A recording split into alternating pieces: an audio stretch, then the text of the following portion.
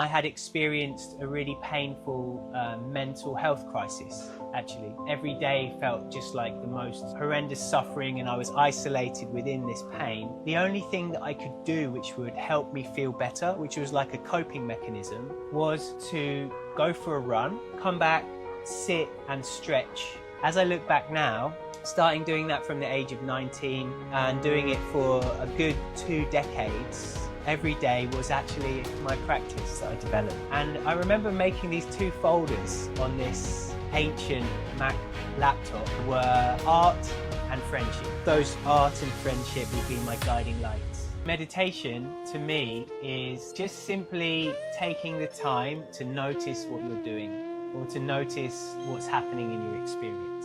You can't do it wrong. Welcome to Namaste Hero. You're the hero of this podcast. Nice to have an amazing interactive meditation experience with you.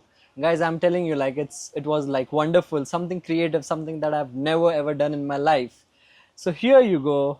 We meet Bobby today, finally, with his amazing modalities and different experiences that he creates around the world. So we are sitting right here in the land of Bali, and I would love you to tell more things about you. Yes. Thank you, Maddie. It's a pleasure to be here. Really honoured for what you shared about the interactive meditation experience. And yeah, I'd love to tell you more about me. Amazing. So tell us more about where you come from and how long have you been living here for. So everyone wants to know more about you. So I grew up in the UK, just west of London, in a little town in the countryside called Marlow-on-Thames. And from living in London for many years, I eventually moved to Singapore for about 14 months with a job. And after that job felt like it ended catastrophically in this massive failure, I moved to Bali. And I've been here in Bali now for 9 years. Wow, 9 good years. Yeah. That's amazing. And what was the first kind of meditation that you ever did in your life? Oh, great question. So this is kind of complicated in a way. I think the first meditation I did was when I was in my teens, when I was about 19. And I had experienced a really painful mental health crisis, actually. And I still wasn't capable or able to really even open up and ask for help. So I was very much stuck in my own world of pride, suffering, and self-protection. And in the midst of this crisis where every day felt just like the most horrendous suffering and I was isolated within this pain, the only thing that I could do which would help me feel better, which was like a coping mechanism, was to go for a run, wake up, go for a run, come back, sit and stretch in my house. Just doing the kind of stretches that I'd learned from my football team experience. Wow, that's nice. Yeah. So as I reflect on it, even though at the time I didn't think that was meditation, it was literally a coping strategy just to feel better on a daily basis. As I look back now, starting doing that from the age of 19 and doing it for a good 2 decades, every day was actually my practice that I developed. That's so nice. That's so beautiful. Yeah. And sometimes we do things in life and we never know how important they are unless when we reach the stage and we look back at it and we're like, wow, that was amazing. We did small things that have really shaped us in who we are. Yeah. Right? Thank you. Yeah. And that's so nice. So, and what was this turning point in your life where you thought, oh, my life is going this way, but now I need to go this way? Yeah. So, Well, the one thing that stands out when I was really in the depths of dealing with the mental health crisis was I felt so stuck and low. It was very hard for me to socialize. I never even actually really went to get any professional help because I was too scared and isolated to even think about reaching out. And I remember at one point I was, as you described, I was just like, wow, I feel so stuck right now and I don't know what to do. And so I think I just got a new computer or something like that. I was very lucky that my cousin had an Apple business. Guys, go out there, buy some Apple stuff. No, not just kidding. So this was years ago, and so I was lucky to be the recipient of like cheap secondhand computers from him. Makes sense. So he worked with developing computers specifically for editing, actually making mobile editing suites. So he would have old laptops that he didn't need anymore, and so I had one of those, and I was there, and I was just like, I just don't know what to do. And I remember making these two folders on this, and these were almost, it was really like these two values that I was creating for myself. Wow. I was like, I don't know what to do. I feel completely stuck. What can I do? And I was like, okay, as long as I just follow these things, I think I'll be okay. And the two folders that I created on that ancient Mac laptop were art and friendship. Wow. So that I remember that as a really clear point of, okay, I'm so stuck, the world doesn't make sense, I just don't know what I'm doing, I can barely even interact and be in social spaces, and still art and friendship will be my guiding lights. Wow. And then so you made some art stuff and then some quotes on friendship, or? Not really. It didn't even really unfold as explicitly as that, you know. I mean, the reason art came through is because I've been an artist since I was a kid. I did art at school, I did art GCSE, I did art A-level, and so like I knew that was a really powerful thread for me. I used to love painting, photography, I still do, you know, except it doesn't come through so much. And of course, I've always been a musician since I was 12, and so that really falls under the arts. Yeah, I mean, I think it was really a case of I wanted to do something, I wanted to make something with this device, and what I was going to make was somehow going to come under that category. And I can't really remember exactly what I did in those moments with regards to cultivating friendship. Yeah. And if I look back at the work I've done, it's all been very much interrelational and with collaborations and co-creations. Nice. You know? So nice. Yeah. You know, like a lot of people right now, they're confused in their life, and they're at a point where they're like, what should we do? What's the next step? And to understand this, I want you to define meditation in a very simple way. What do you mean by meditation? What does meditation mean to you? So meditation to me is just simply taking the time to notice what you're doing, or to notice what's happening in your experience. And so in that light, you can't do it wrong. There's no way that you can fail, because even if you're like, I'm going to meditate, and you go afterwards, you feel like you reflect on it, that was shit, that didn't work, that didn't do what I wanted to do, you still know what happened, right? Yeah. So you're doing it. And that was the first question, what's meditation to me? Exactly. And then what was the other secondary question? No, that was the first question. Yeah. So what does the meditation mean to you? The second question would be, now if there is anyone thinking that, okay, I love sports, Yeah. and I will like become a basketball player, so can they become basketball player just by practicing, and then they are in that meditative zone, or they need to sit and be like, is it important? Yeah. I mean, if I reflect on my own life and my desire to play sport, you know, and be a sportsman, which has been part of my younger years, you know, I loved playing football, soccer. I also love playing golf. Oh, wow. Right? I was very lucky to have played a lot of golf from being very young, and played it with my family a lot. So it's a really special activity. And then other sports that I've done, like snowboarding, wakeboarding, skateboarding. Wow. Yeah, of course, there is skill in these sports, and skill is a kind of concentration. So you can train concentration through meditation. Skill is like there's body awareness, or there's a more refined, subtle awareness, which you can train and tune into with meditation. And then crucially, there's also, which is no like groundbreaking insight, but it's a commonly used sport training method, is visualization. And so there are kinds of meditations where you can visualize how scenarios are, or different settings which can be used to aid your sport training.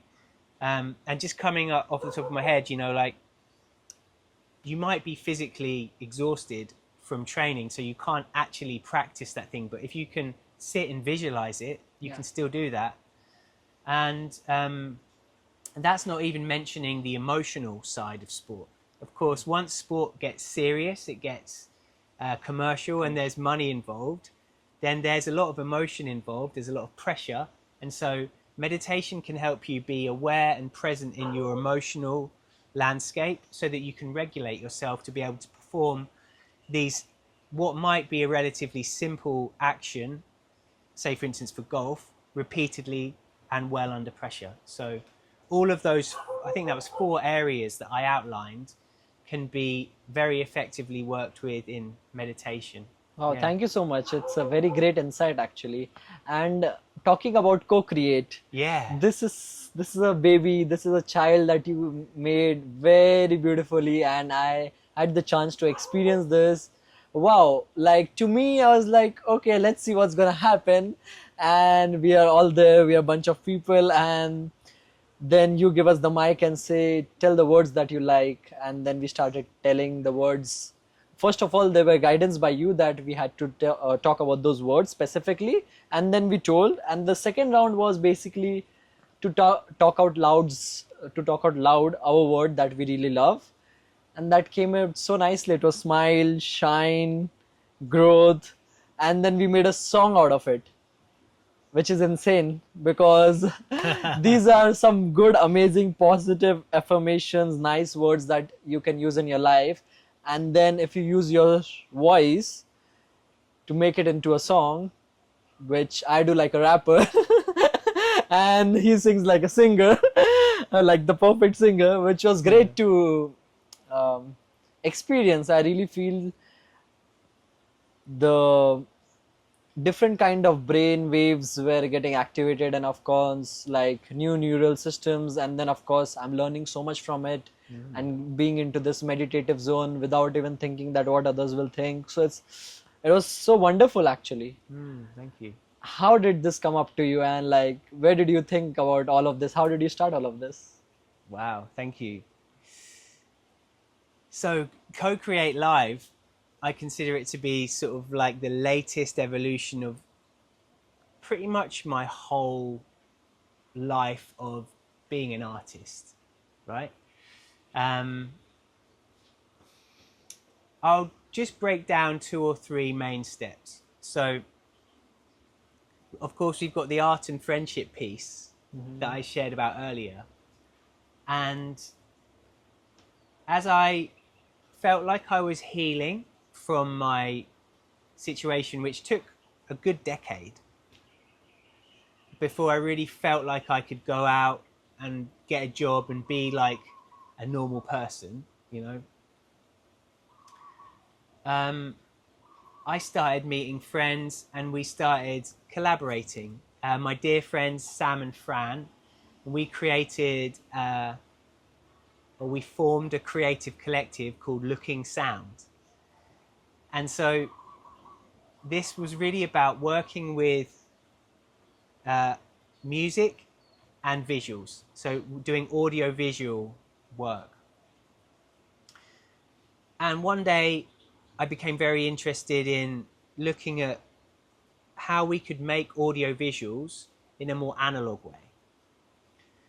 So we created this live art concept called live visual audio, where we played music to artists. We had 6 canvases, 6 artists, and their brief was to listen to the music and interpret it onto the canvas. Wow. Then we also had a photographer with each canvas, and they were taking like quick bursts, hundreds of shots, basically framing a stop frame animation of the canvas being created. Wow. And then we took, immediately after it was finished, we took those streams of photos, turned them into a sequence, and played them through a projector in time with the music. Wow. So this whole thing happened in a day. We had the performance, which was a public performance, and the exhibition, which was a public exhibition, all happened in the same day. So this was really the start of this kind of work. And what I see it as, it's live, improvised performance work. So I went on to create, produce and direct a number of different processes like these, and the process evolved. And later on, in these processes, I would invite the audience to share words. So we were bringing these 3 things together: art, music, and words. Then I moved to Asia. I went to Singapore. I didn't have the same resources or production capacities as I did. And so what I then started to learn was interactive meditation. I became an interactive meditation facilitator, and I started to realize that these frameworks of simple practices that we can do together created this wonderful group cohesion. People would say the same word repeatedly, so it was almost like a field alignment was coming up that I could spot. And so I started thinking about how I can use these tools as part of these live, improvised, creative group performances. So I started a podcast, and I used these processes with my guests to write poetry together. Oh, wow. Then I did it as a group. So I would use these processes to write poetry as a group. Oh, nice. And then I met Miyoshi, an amazing musician over here, more than amazing guy as well. And immediately when I saw him playing one day, I was like, we need to collaborate. Nice. So I approached him, we spoke, and he was open to the plan, but we didn't do anything for a couple of years. And then one day, Udara said, would you like to do a special event? So I was like, this was almost 2 years after me and Miyoshi spoke. So I was like, yes. Called him up. Do you still want to do that? I don't know if it's going to work. And he was like, yes, let's try it. And the first one was amazing. Wow. Yeah, the process, I mean, obviously I'd refined my facilitation through all of these phases, and I had decades of working with artists in different contexts, and I almost relate to it a bit like computer programming, right? Which is part of my background. It's like making these plans, these roles, these executables, and saying, okay, you do this, and now we come together, and this is our output. Wow. And so, yeah, that's how Co-Create came about. And now, actually, tomorrow, it's the 100th version.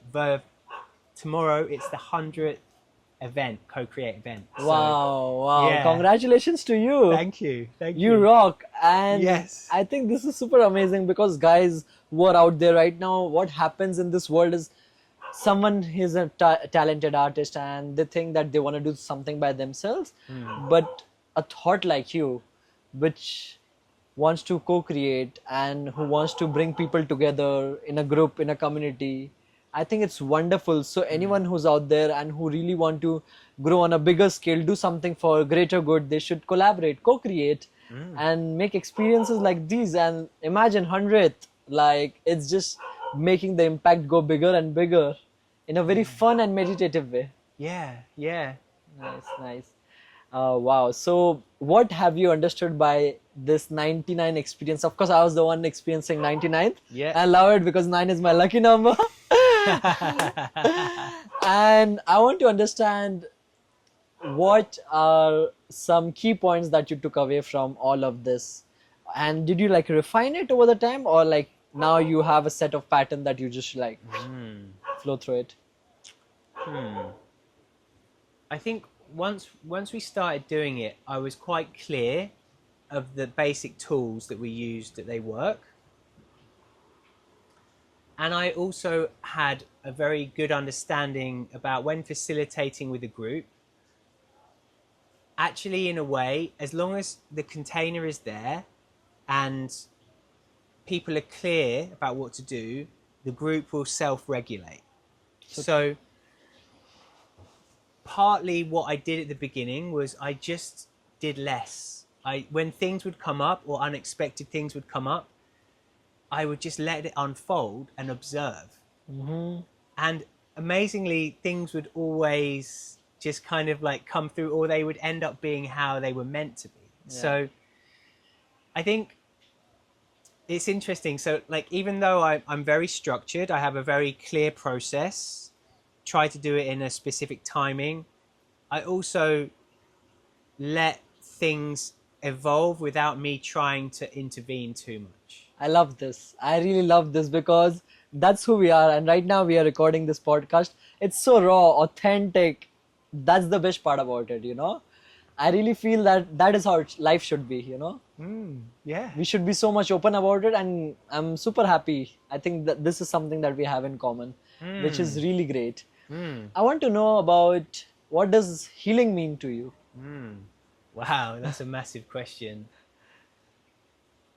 I think personally, Yeah, for my journey, healing is about the relationship with myself, my internal world. It's about forgiving myself for things that have happened. It's about understanding how I can be more kind and loving to myself internally. So that could be recognizing and working with negative self-talk, which I actually prefer to relate to as internal violence, because I think it's a guy called David Bedrick who shared, I heard that term from, and it really hit me when I heard it. I was like, wow, I am literally beating myself up inside, you know, or pulverizing myself. So yeah, healing for me is finding the parts that I'm beating up, and then caring for them, connecting with them, and restoring them. Wow. Wow, this is so good. Yeah. I think a lot of people out there right now in life, they're stuck and they are misunderstood, broken. Their hearts are broken, their life, they don't know where to go. But which is so nice that you told, if you're trying to break yourself, or if you're breaking yourself in that aspect, try to heal that wound, Yeah. and slowly then heal Yeah. others as well, right? Yeah. Which is beautiful. Yeah. Because I believe, I didn't know this for a long time, but now I believe that what's going on inside me will show up outside of me, whether it's just how I perceive events that are happening, because there's this emotional tone already present in me. And so, yeah, I believe that where I've been able to help people is by bringing this energy of self-connection and love that I hold, and then they can see it and model that for themselves. Yeah. What do you think about love? Because I think I was talking to my friends the other day and I was asking, when was the last time you told someone that you love them? And they're like, I mean, love can feel complicated. It can feel like, for me, it has felt like it has expectations, duties, all of these things wrapped around it. And yeah, I think it just the simple act of even just telling myself I love me is can be very hard sometimes. There can be a lot of resistance there, and then when I have people in my life or friends that I can say I love you to, I think it's so beautiful, So beautiful. you know. Yes. And I also feel like I don't always just want to say that to anyone because, you know, it's a very loaded word, you know, and maybe that's then one of my projections coming out because it's hard for me to hold it. Yeah. I'm happy that you shared this thought, and Mm. I would like to ask you that what happens in life is a lot of people want to take actions, Mm. but they're not able to take actions. For example, I want to start playing a flute. Mm.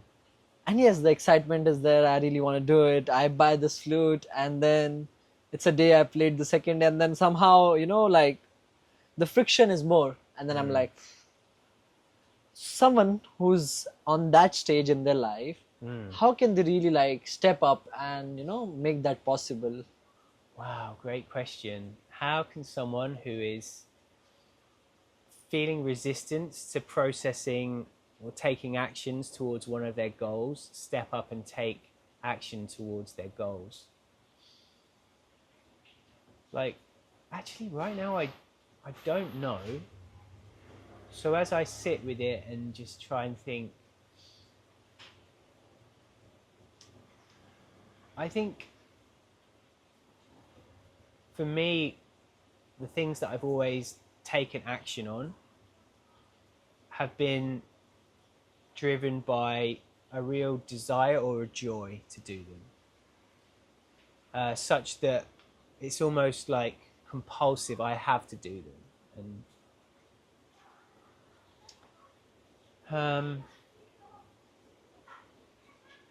so maybe the flute isn't right for that person.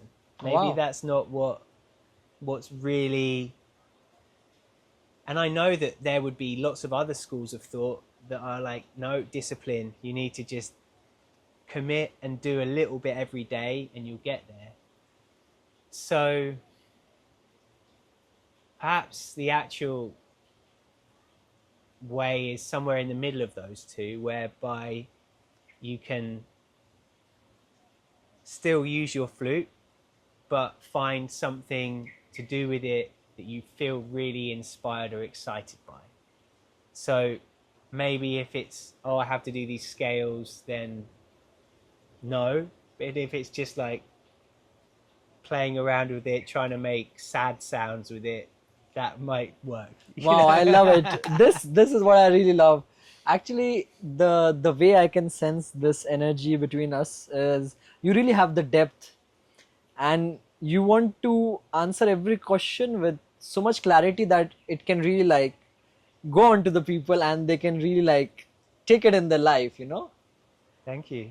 I think this is very amazing Thank because you. sometimes I'm just in podcast and like, yeah, this is the question, this is the answer, as if there was a manual book. Yeah, yeah, yeah. So I really love this actually. So Thanks. yeah.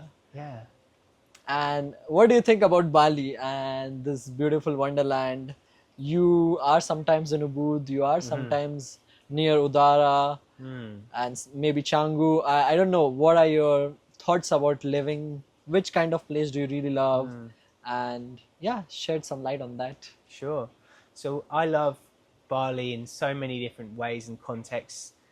The original reason I came here was because of the ocean, because of surfing. I love surfing. I still surf.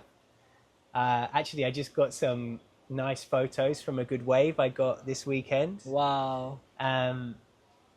Maybe you can just flash those up on Boom, this. boom. It is already. So like surfing is a real passion for me. It's been a passion for me for years. And I live down here in Canggu because the ocean is just right here. I can drive for 5 minutes and go for a surf. And Bali for me is like a spiritual university, right? I wasn't really on a spiritual path when I first moved here. I was about surfing and partying. So Canggu was also great for that because there's loads of places to party. Yeah. And then gradually the ocean again, I got into free diving. Wow.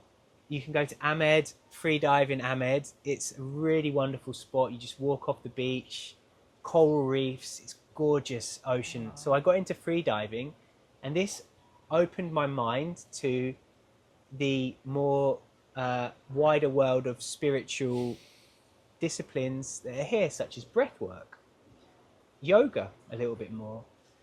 And then I was very lucky to be living down the road from Udara.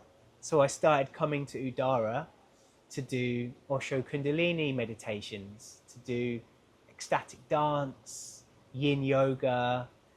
And that's when I started to learn how to teach meditation. And I just, this smorgasbord of this all across the spiritual campus that is Bali, Ubud, like everything all over. So, yeah, I mean, there's that. And I think also the other thing that I want to say that is the most important thing about Bali is the people, the Balinese, like the energy, the joy. And I will also extend this more broadly to Indonesians living here, because I feel like across the board there is so much openness, willingness to connect, and friendliness.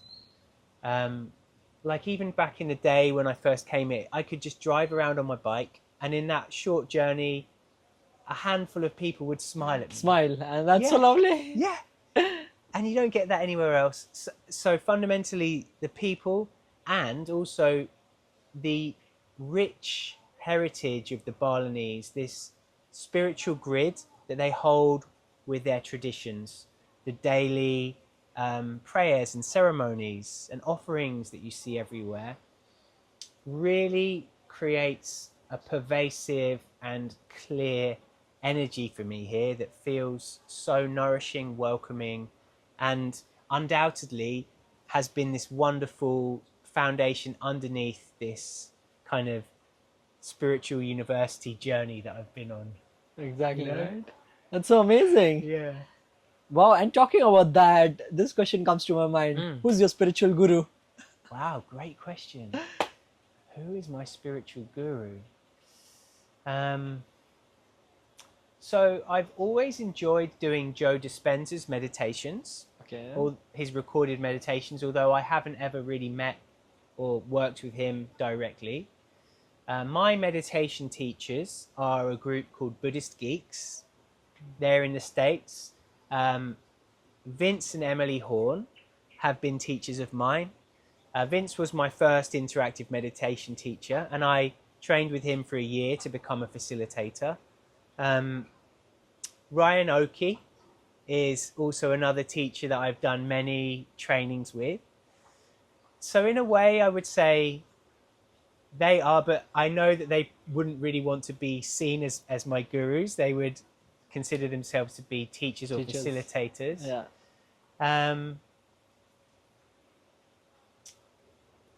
What else? I have a picture of Garab Dorje on my phone. So he is the figure who founded Dzogchen meditation, or not Dzogchen meditation, the lineage of Dzogchen Buddhism.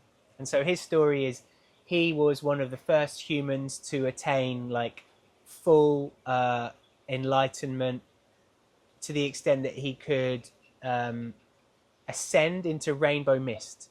And so he ascended into rainbow mist, and he left 3 statements to his main disciple, who recorded them, and they became the basis of the Dzogchen tradition. So like I have him on my phone, so like maybe he's probably the most appropriate kind of guru figure that I could relate to. And I'm really fond of Ken Wilber's teachings as well. I've learned a lot about his teachings from my teachers, integral theory and everything within that. So I feel like I'm missing one crucial one. But maybe the only other thing to say, and this is kind of a bit abstract, is dragons. Wow. Yeah. Wow. Is it your dreams or your reality? Wow, that's a question that we all need to ask ourselves, right? Oh yeah. Oh wow, I love it. Wow, that's super amazing. Yeah, and as we're talking about the people of Bali, right? I think it's super amazing. When I come here, I can see people smiling, enjoying, living life, and that's who I am, right? I want to do this. I just feel that it's this raw, authentic, and this place which India was thousands of years ago. So I really connect, and really the people are so good and amazing. So it's been super amazing for me as well to live here and to have different kind of experiences, different kind of modalities, and one such that you have. So it's great because I don't think so anywhere else. Like even in Dubai, there are different kind of experiences, but now they've come over like coffee raves and it's just become like more of party. But then these experiences, I think these are real depth and growth experiences in life. Oh, definitely. Yeah. Yeah. I would like to ask you, which is the best by far practice that has helped you in your self-development journey? The best practice by far. That's very clear, actually. It's journaling. Wow. Yeah. Guys, journaling. Journaling. Yeah. So when I was in my teens, I was in the depth of this mental health crisis. You know, I thought I was completely crazy and insane. My life was done. Very grateful that I was never actually suicidal, but I was just so depleted and low, confused, so many difficult thoughts. I was doing a lot of art. I had sketchbooks, and my sketchbooks became a place where I was just like, I just need to get this stuff out. So I just started writing it down in there, and I didn't really know, in the same way with the meditation, I didn't know I was journaling, but this became very cathartic for me to get this stuff out. Just get this stuff out, get it out, get it out, get it out. Then I began to carry a journal with me, like a little notebook in my back pocket, and I would just write down stuff. I always have a lot of thoughts and ideas coming through, and I would just capture them, look back at them. I would work on ideas, projects, and so even to this day, every morning I get up and I do the equivalent of the interactive meditation practice we did. There is noting, where we check in. It's like a mindfulness practice.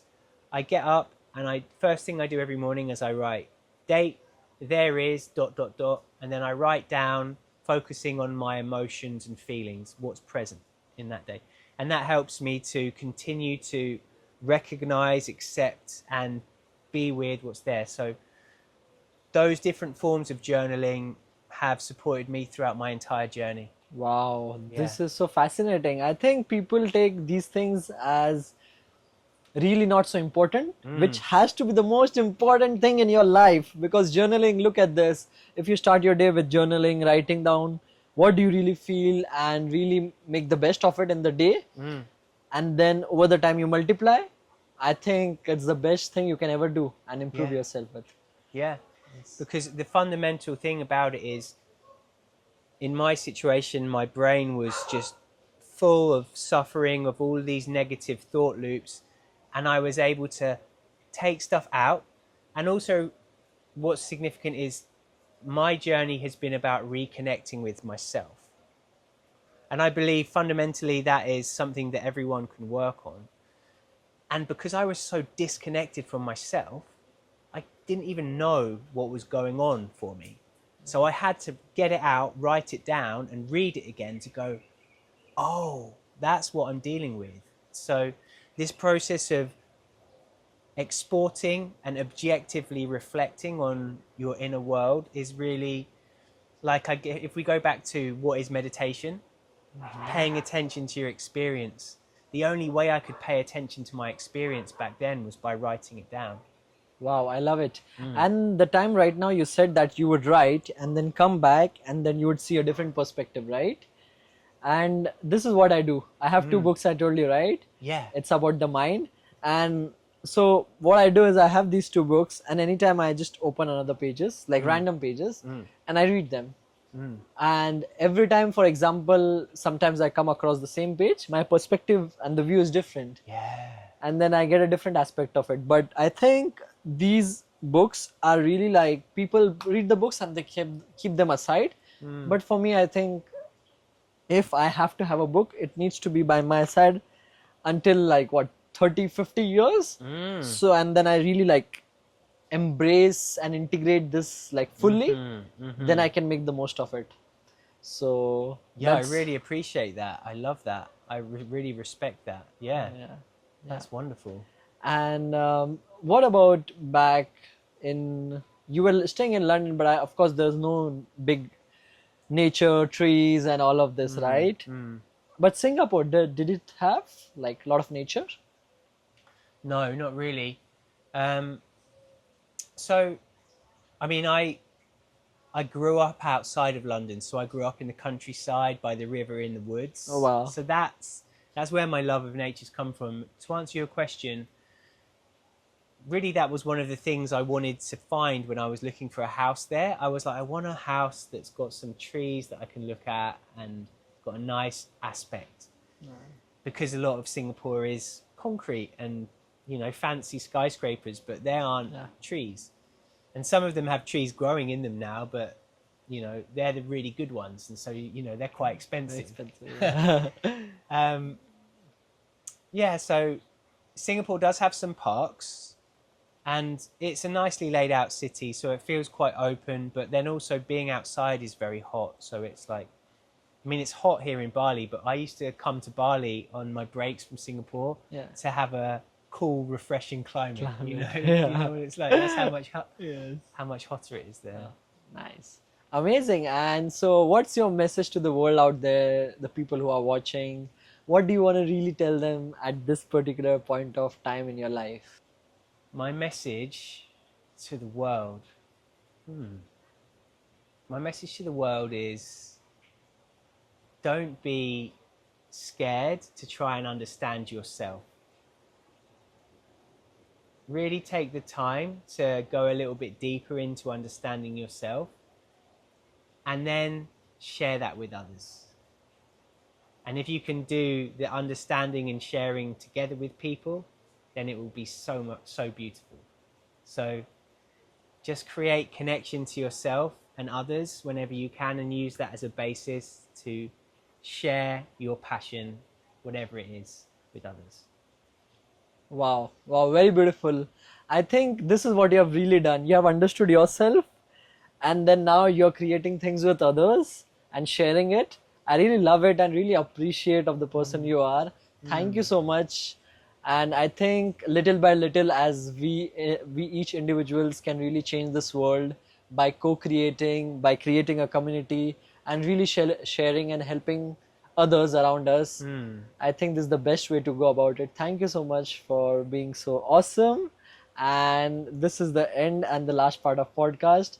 Anything else you would like to share with anyone about Bali, about yourself, about anything that has happened today that would really help others? You're open to. Thank you. Well, first of all, I just want to say thank you, Maddie. I really appreciate you seeing me, resonating, participating in the invitation to do this. So thank you. And, you know, this is the kind of thing, this wonderful resonance, this enthusiasm that we can come together and multiply and share. This is ultimately exactly it. So there's that. I did a wonderful session with a mutual friend of ours today. And what came out of that was something that I'd love to encourage you all to work with, which is love time. Whatever that means to you, please take that forward and work with. And no, there's nothing else. Just deep gratitude and thanks. Thank you so much. Thank you. Really appreciate. Guys, I'm going to put Bobby's handles all over. You're going to check him out. And in your life, if you are currently anywhere, any part of the world, go meet new people, co-create, and let's expand this awareness, friendship, and love with ourselves and with all of us. Thank you so much. Thank you so much. Thank you. You're the hero. Of course, thank you, bro. Of course, I just thought about I should share my offerings and all stuff like that and my handles. Yeah. Shall I say them now? And then you as can well, mix it like in? I've put it as well, and you Yeah. want to share it as well. Okay. Yeah. Yeah, so my Instagram is @Bobby_Adlington.